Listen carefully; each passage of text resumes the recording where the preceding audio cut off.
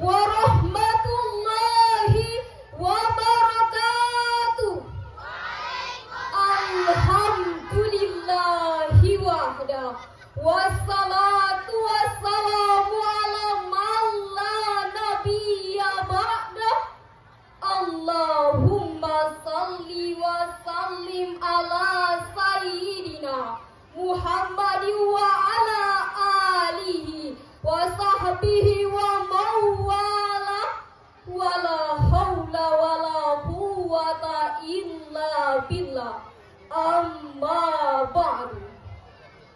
Penghormatan saya kepada pimpinan Dayah Nahdlatul Fatah dan penghormatan saya kepada Dewan Hakim yang arif dan bijaksana dan hadirin yang berbahagia.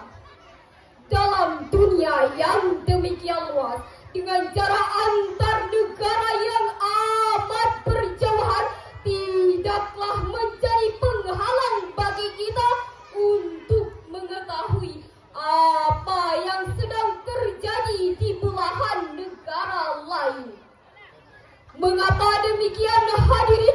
Karena tersedianya alat elektronik digital saat ini yang mempercepat arus informasi dan komunikasi dalam hitungan detik.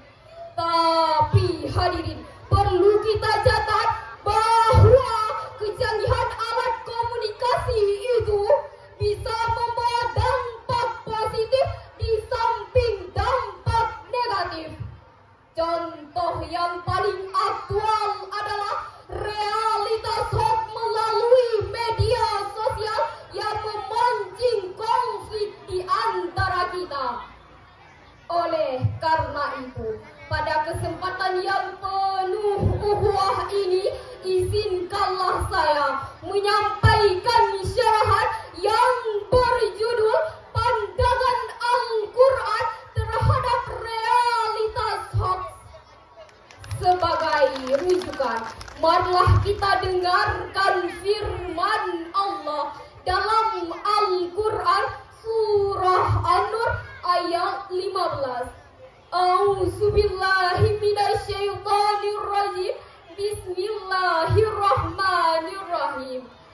Iz talaqawnahu bi alsinatikum wa taquluna bi afwahikum ma laysa lakum bihi ilmu wa tahsabunahu hayna wa huwa indallahi azim. Ingatlah ketika kamu menerima berita bohong itu dari mulut ke mulut, dan kamu katakan dengan mulutmu apa yang tidak kamu ketahui sedikit pun, dan kamu menganggapnya remeh, padahal dalam pandangan Allah itu adalah soal besar. Dewan Hakim, hadirin rahimakumullah, dalam kitab Al-Mukhtasar fi Tafsiril Qur'anil Karim yang ditulis oleh sejumlah ahli tafsir dan diterbitkan oleh Pusat Tafsir untuk Studi Al-Quran Saudi Arabia, dijelaskan bahwa ayat ini memberi teguran kepada orang-orang muslim yang menyebarkan berita yang tidak jelas kebenarannya. Allah Subhanahu wa Ta'ala mengingatkan kita jangan sekali-kali memandang penyebaran berita bohong itu adalah masalah yang kecil dan remeh. Ketahuilah bahwa itu adalah masalah yang besar.